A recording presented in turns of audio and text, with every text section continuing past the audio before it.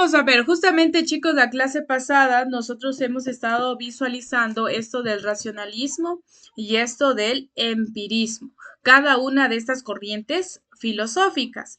Aquí dentro del racionalismo y el empirismo en sí, claro que existen diferentes o grandes diferencias y yo les había comentado que estas dos corrientes no es que eran tan amigas en sí, porque se peleaban, porque brindaban conocimientos diferentes. Una defendía que el conocimiento válido es a través de la razón, mientras que otro defendía que el conocimiento válido es a través de la experiencia.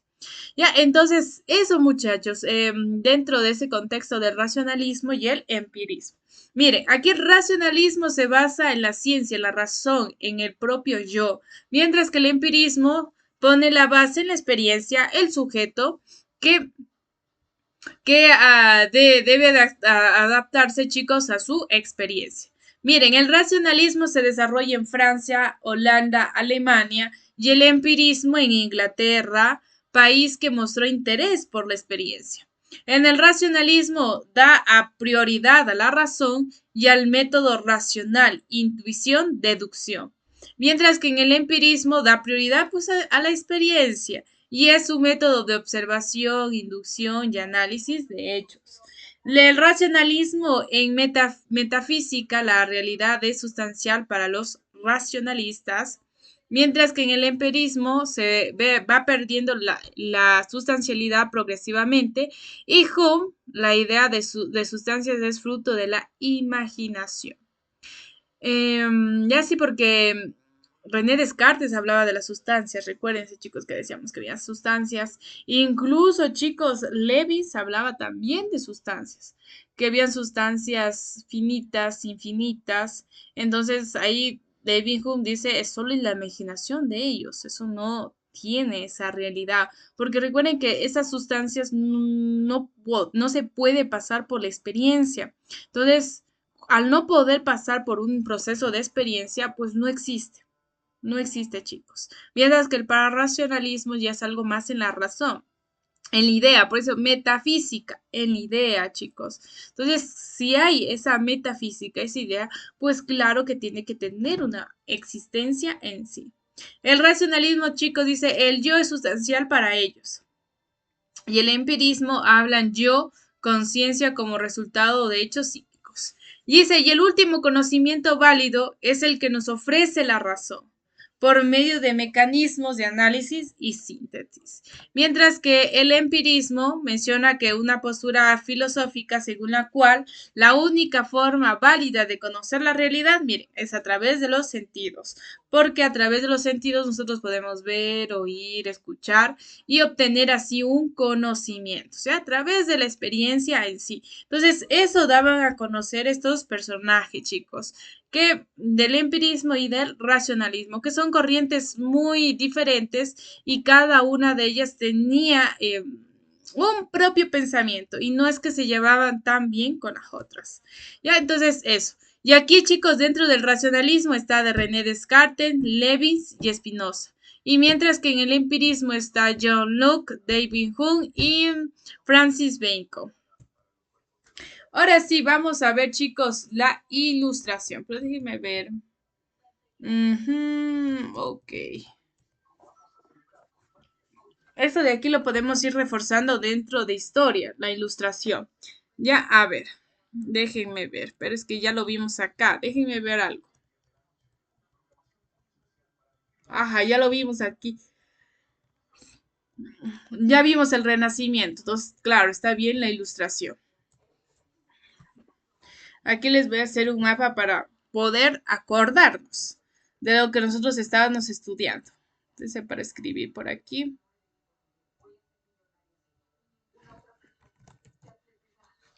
Va. Filosofía media.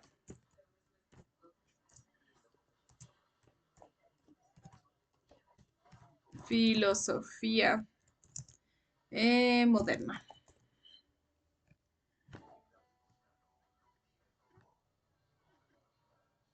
Ya, a ver. Recuerden, chicos, que nosotros estábamos hablando un poquito sobre, pues, este cambio del renacimiento. Recuerden que dentro de la filosofía media todo se basó en el estudio dentro de las dogmas religiosas. O sea, chicos, todo el conocimiento surgía a través de un ser poderoso, un ser divino, en este caso Dios. Y cuando aparece, chicos, la filosofía moderna, comienza a haber una etapa que se llama renacimiento. El Renacimiento impulsa ese cambio de la Edad Media a la Edad Moderna. Es como ese puente, chicos, que permite pasar a las personas. Ese es el Renacimiento. Es como ese puentecito que permite, chicos, que pasemos de la Edad Media a la Edad Moderna. Y dentro del Renacimiento, chicos, hay una corriente filosófica que hace referencia al humanismo.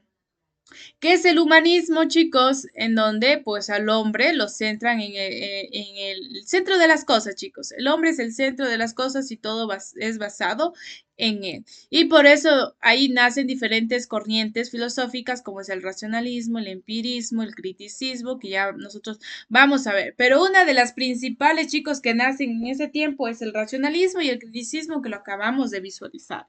Y dentro, chicos, también de la edad moderna, porque recuerden que la edad moderna se dividía en dos fases, o en dos etapas en sí. Ya, a ver, déjenme aquí rayarles. La primera etapa ya es el renacimiento, que lo acabamos de ver con esto del humanismo. Ya, y viene otra etapa, chicos, que hace referencia vuelta a la ilustración. El siglo de las luces, pongamos. Que básicamente, chicos, es la ilustración. ¿Qué es la ilustración? Esas dos etapas, bueno, antes que nada, esas dos etapas están presentes dentro de la edad moderna, chicos. Están presentes dentro de la edad moderna y cada uno de ellos aborda un aprendizaje pues diferente en sí. Aquí nosotros, chicos, tenemos ¿cómo se llama? El siglo de las luces y el siglo de las luces es una época, como su nombre dice, luces. Se viene a iluminar la sociedad. Salimos de un pensamiento conservador a un pensamiento más liberal. Aquí, chicos, dentro de la ilustración comienzan a surgir nuevas ideas, nuevos conocimientos en sí. Por ende, se llama el siglo de las luces o conocido, chicos, como la corriente filosófica ilustración. Que la ilustración es básicamente eso, donde comienzan a surgir nuevos pensamientos, nuevas ideas, comienzan a iluminarse, chicos, la sociedad con nuevos descubrimientos. Entonces, esa es la ilustración y es lo que nosotros vamos a estar viendo y por ende más adelante vamos a ver el nuevo periodo clásico que se viene a aperturar. Aquí dice el empirismo y el racionalismo confluyen en el siglo XVIII para dar lugar a un vasto movimiento cultural de escasa profundidad teórica conocida como la época de la Ilustración o los siglos de las luces. Culturalmente considerada, la Ilustración puede ser descrita como una intensa toma de conciencia del valor de la razón humana en una sociedad configurada por la autoridad eclesiástica. Porque recuerden que ahí en ese tiempo la máxima autoridad pues era de los papas, de los sacerdotes, del clero. ¿Cuáles son las causas de la ilustración? Viene, chicos, a ver desgaste, ¿ya? Es como, por ejemplo, ya a las personas no les satisfacía que todo dijeran, bueno, es que todo tiene que pasar por un proceso de experiencia. Y ahí les repitiese lo mismo, lo mismo, lo mismo. Igualmente con el racionalismo, como que ya no satisfacía las explicaciones que estas personas les daban en base a esta corriente. Entonces veían lo mismo, veían lo mismo, lo mismo, lo mismo. Entonces como que ya se vino a perder un poquito de interés frente a estas ramas, frente a este tipo de ramas de estudio. También otra cosa, chicos, vienen los progresos científicos que dejaron la evidencia, que dejaron en evidencia la falsedad o relatividad de creencias y prejuicios que tenían por ciertas cosas en sí. Ya recuerden, chicos, yo que sé, tal vez decían en la Edad Media, es que la Tierra es el centro de las cosas y alrededor de la Tierra giran los demás planetas. ¿Ya? Y gracias a los inventos, ¿qué pasó? Descubrieron que no, que la Tierra no es el centro de las cosas, sino el Sol es el centro de las cosas. Y nosotros giramos alrededor del Sol. Entonces, gracias a esos avances científicos se vienen a conocer a dar a conocer nuevos conocimientos más y con esos chicos se vienen a perder cierta credibilidad en estos prejuicios o en estas creencias que tenían antiguamente. Ya, ¿cuáles son las consecuencias de la ilustración? Las consecuencias de la ilustración dejan de varios tipos, chicos, ya sea en el ámbito social o ya sea en el ámbito político. En Inglaterra se vienen a asegurar un régimen parlamentario liberal. En Francia, chicos, se fragua la revolución que acabará con la monarquía, que eso todo eso nosotros poco a poco ya lo iremos analizando, ya lo iremos estudiando. En América se llevan a cabo procesos de independencia de España y Portugal. Ya, y por ende, chicos, aquí qué pasa, como les había comentado, es donde surgen nuevos pensamientos, surgen nuevas ideas. Ya, y vamos a ver cuáles son esos nuevos pensamientos y esas nuevas ideas que surgen. Y eso, chicos, nosotros le vamos a denominar el segundo periodo clásico. En el segundo periodo clásico, ¿qué pasa? Mire, otra vez lo vemos acá. ¿Sí ven como Kant, chicos, es un personaje muy importante dentro de la filosofía y nos aborda grandes conocimientos que nos va a servir para este proceso en sí.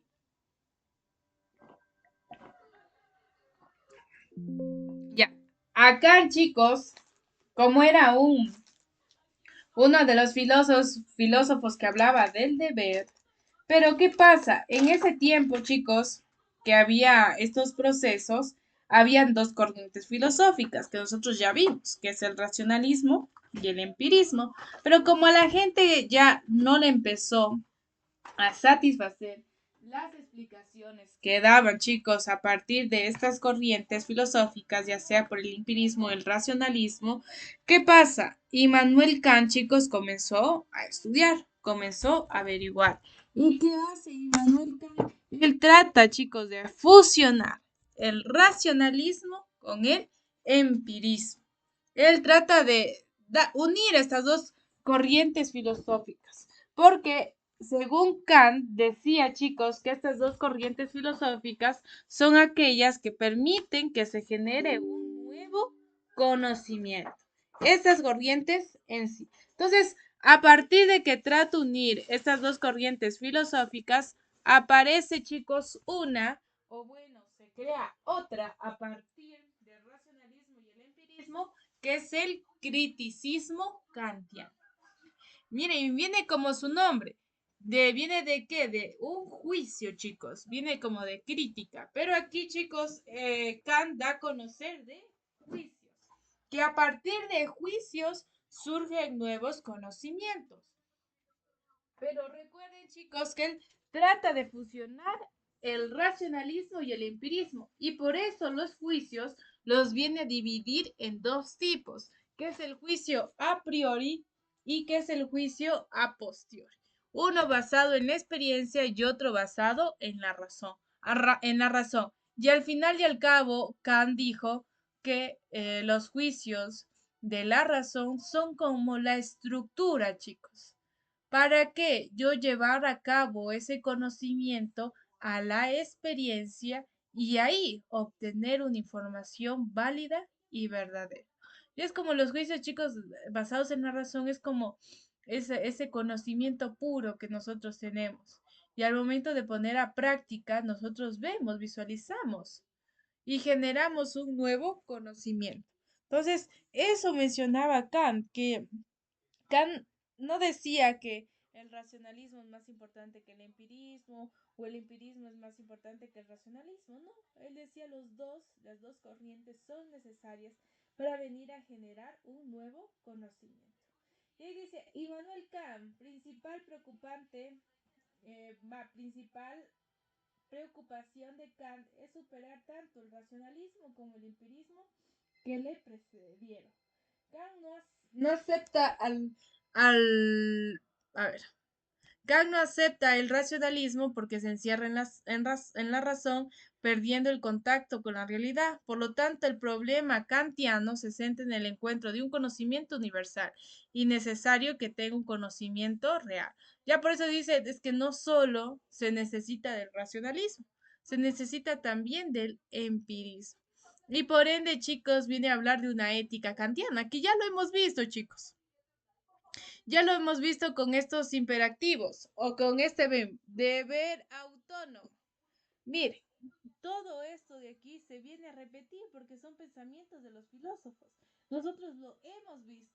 Y yo les había comentado, es que les había puesto un ejemplo para hablar esto de la ética kantiana, que así se llama, chicos, cómo nosotros debemos de actuar, qué es lo que tenemos que hacer. Ya, entonces, ¿qué pasa aquí? Yo les había puesto un ejemplo, les había mencionado, imagínense que ustedes están en la Segunda Guerra Mundial y son polacos y están escondiendo a judíos. Y les tocan la puerta y les dice, aquí tiene escondido judíos. Entonces ahí interviene, chicos, nuestro método de solución, nuestro método de contestación. Si nosotros decimos sí o decimos no pensando en las consecuencias, es porque, chicos, nosotros no estamos actuando moralmente. Porque lo correcto es nosotros pensar, chicos, hacer lo que está correcto. Así pues afecte yo que sé a una parte familiar mía. Pero yo tengo que actuar según el deber, según lo que sí está correcto en sí. Ya dice, para Kant, la moral tiene un carácter mira, obligatorio. Obligatorio como es el deber, chicos. Dice, no imperativo, no hipotético que obliga absolutamente, en el lugar de decir, si te sientes bien, haz esto, o imperativo orden, haz esto, esto es lo correcto, tengo que hacer esto, ¿no? Es que si tú quieres, hazlo, y si no, no pasa nada, no, haz esto. Eso hace referencia, chicos, a la ética kantiana. No es que hay que decir, es que ¿cómo se llama? Si te sientes bien, puedes hacerlo, si te sientes mal, no pasa nada y así. No, si no, haz esto. O como yo les había puesto un ejemplo, una persona con discapacidad visual quiere o desea cruzar la calle, no es que me voy a poder poner a pensar y decir qué hago. O voy a hacer una hora buena del día. No, si no, chicos, voy a ayudarlo porque es lo correcto, porque eso tengo que hacer, porque necesita que yo lo ayude. Eso. Aquí, chicos, da a conocer ciertas características sobre esta ética kantiana.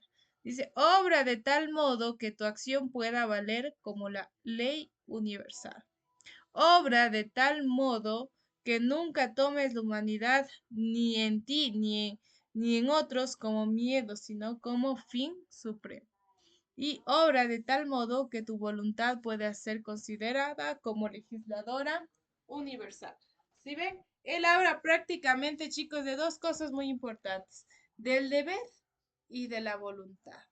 La voluntad que tuvo, chicos, esta persona en actuar, porque en eso se basa, pues, la ética kantiana, la voluntad que nosotros tenemos al actuar o al cometer o realizar tal acción, porque es nuestro deber, porque es nuestra obligación. Ya, ahora sí, continuemos. Mire, aquí nace otra corriente más que esa corriente filosófica hace referencia, chicos, al idealismo. Y en este caso, el idealismo está Hegel, chicos, es otro filósofo más. Dice, fue un filósofo alemán que creó un sistema idealista, riguroso, que trata de explicar el ser humano desde la dialéctica. Según Hegel, toda realidad se identifica como el absoluto, que es la ciencia, la razón, el espíritu, ya de las fuerzas y la evolución y del cambio. Básicamente, chicos, mira, el idealismo es una corriente filosófica en donde dice o da a conocer que el conocimiento proviene de quién? De las ideas. ¿Surge de quién, chicos? De las ideas. Entonces, eso es el idealismo.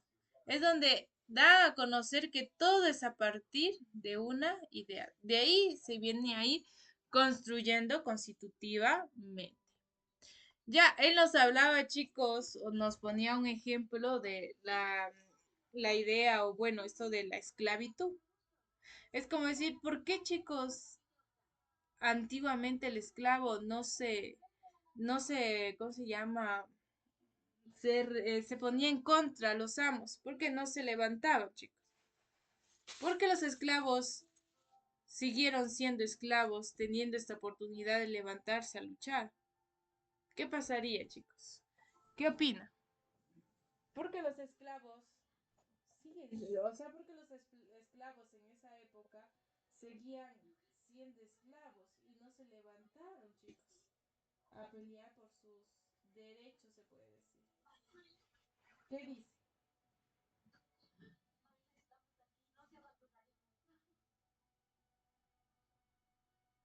No, nada. Recuerden, chicos, que el amo es la persona que viene a cubrir o a interpretar de diferente. Bueno, verá, déjenme ver cómo les explico.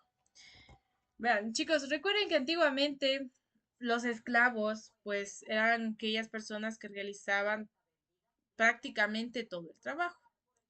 ¿Y por qué ellos no se rebelaban? ¿Por qué mantenían, chicos, esa postura de obediencia? Ya, recuerden que los amos eran las personas que mandaban, las personas dueñas de las tierras en sí, y ellos, los amos, le imponían una idea a los esclavos. ¿Cuál es esa idea, chicos? Miedo, que no vayan a comer durante una semana, beber durante una semana. Eso les imponía, chicos, ese pensamiento, esa idea. Y por ende los esclavos no tenían, chicos, no esa oportunidad, sino como que esa factibilidad de venirse a rebelar contra, pues, los amos, porque los amos se encargaban de qué? De apaciguar, chicos, a los esclavos para que no se vengan a sí, levantar, chicos. Miren, y aquí hay diferentes formas que se vienen a presentar. Viene el estoicismo, dice, al menos puedo elegir mis pensamientos. Ya soy esclavo, pero al menos o tengo ese derecho de elegir. El escepticismo, la verdad, o bueno, la libertad está valorada. Ya, y el conciencia infeliz, al menos en el cielo seré libre. Entonces, esos son los pensamientos y las ideologías que daban a conocer los personajes en este tiempo. Por eso les decía, chicos, ¿por qué un esclavo sigue siendo esclavo? Ellos podían rebelarse, pero no se rebelaban. ¿Por qué? Porque su amo les metía una idea, chicos, de miedo, de que se van a morir o de que alguien va a morir cercano a ellos. Entonces ellos casi no reaccionaron. Entonces eso. Aquí miren, Hegel, chicos, nos da esta representación de la tesis, antítesis y síntesis. La tesis es en el momento en que el absoluto aparece como realidad originaria y no explica. La antítesis hace referencia a que se trata de una verdadera realidad que proviene como explicación de la tesis. Y la síntesis ya es, chicos, una conclusión de manera general que se da a lo que se ha planteado anteriormente. Y este es el proceso que según Hegel se tenía que seguir para generar un nuevo conocimiento. La tesis es una postura, algo que está pasando, chicos. Antítesis es una verdad, una realidad de lo que proviene de la tesis. Y mientras la síntesis ya es eso concreto en donde se viene a explicar el contenido de lo que se ha mencionado. Ya eso, hasta aquí tal vez alguna preguntita.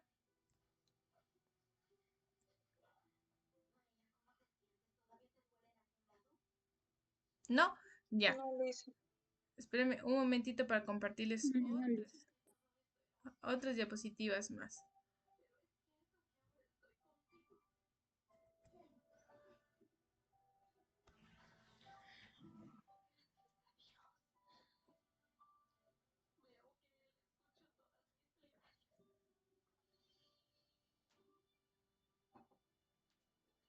Ya, ya les comparto.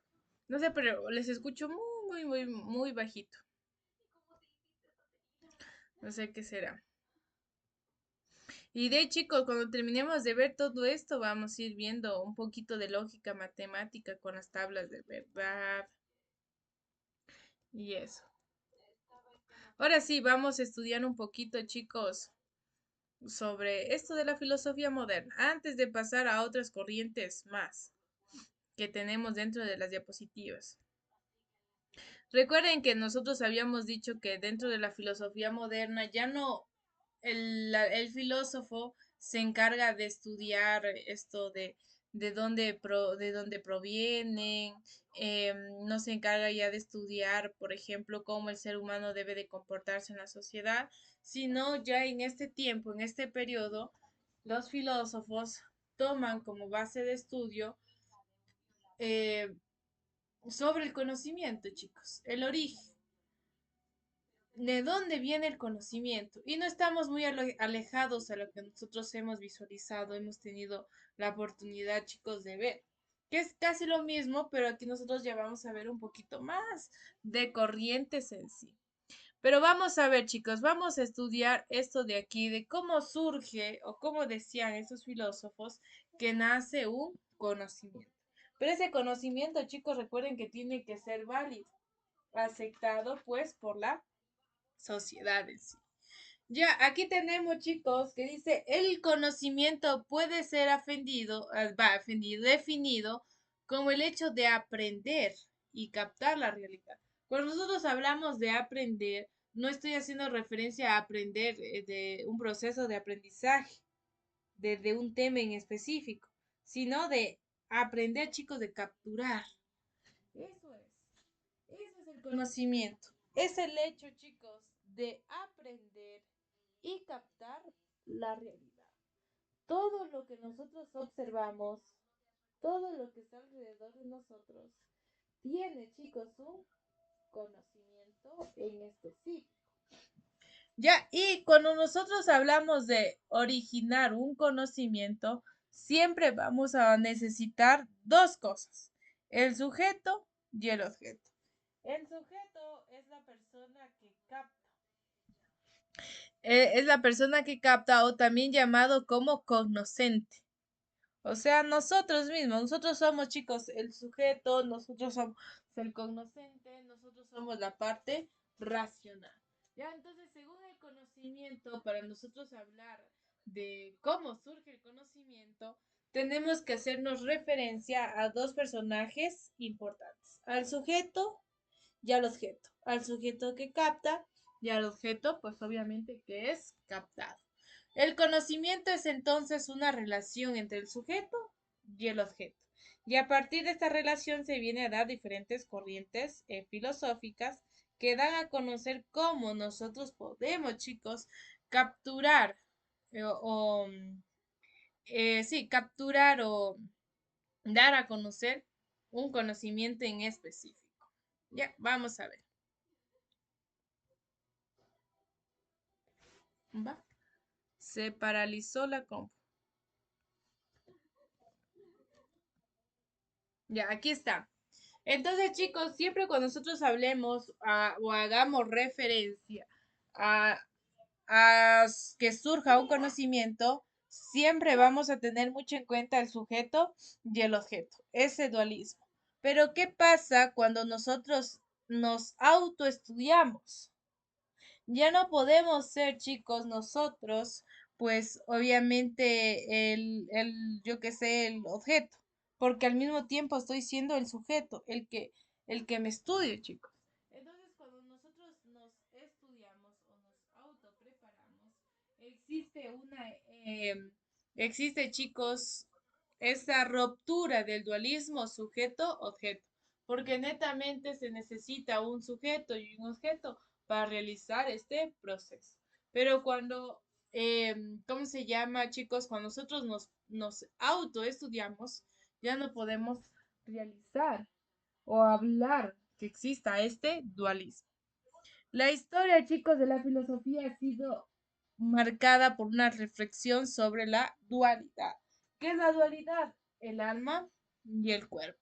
Sin embargo, el conocimiento transciende esa dualidad, ya que es el vínculo con el que podemos captar y aprender lo que consideramos realidad. Vamos a ir viendo. Según Aristóteles, hay diversas fases como nosotros podemos venir a generar conocimientos.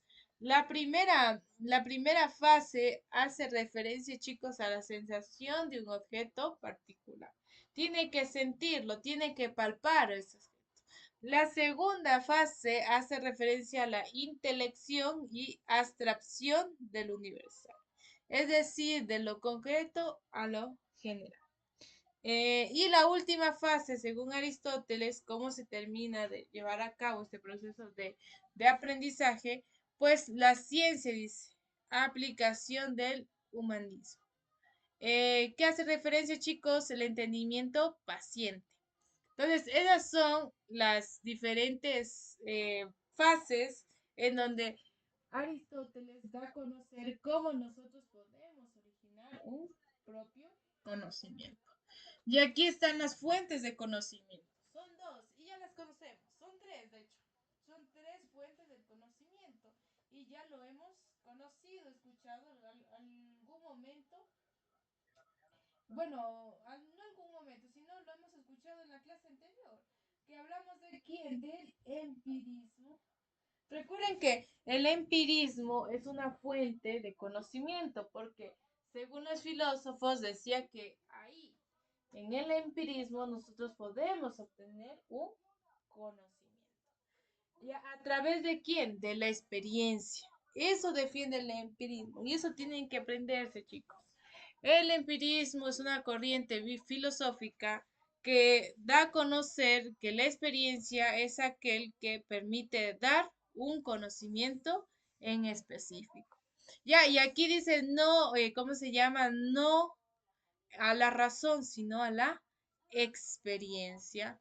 Aquí un representativo muy famoso del empirismo es David Hume, que es inglés, chicos, que él hablaba esto de las impresiones que yo les comentaba, que gracias a estas impresiones que él retiene, chicos, dentro de su cerebro, puede, ¿cómo se llama?, guardar un conocimiento en específico y cuando lo necesite, pues ponerlo en práctica. Entonces, eso. De ahí viene el racionalismo. El racionalismo, en cambio, chicos, nosotros habíamos visto que el conocimiento surge ¿qué? A partir de la razón y que no hay otro conocimiento válido, solo aquel que es, chicos, a partir de la razón. Ya, entonces, eso, ahí que se basaba, chicos, en lo raciocinio. Y es un conocimiento más conceptual y deductivo. Ya, y dentro, chicos, del racionalismo, había una persona muy importante que hace referencia aquí a René Descartes. Que René Descartes, chicos, él daba a conocer una clasificación de las ideas y justamente eso les había colocado, chicos, también en la parte superior, donde él dice es que tenemos diferentes tipos de ideas, tenemos ideas adventicias, tenemos ideas facticias y tenemos ideas innatas. Las innatas, pues bueno, son aquellas ideas con las que nosotros nacemos. Las ideas facticias son aquellas ideas con las que nosotros,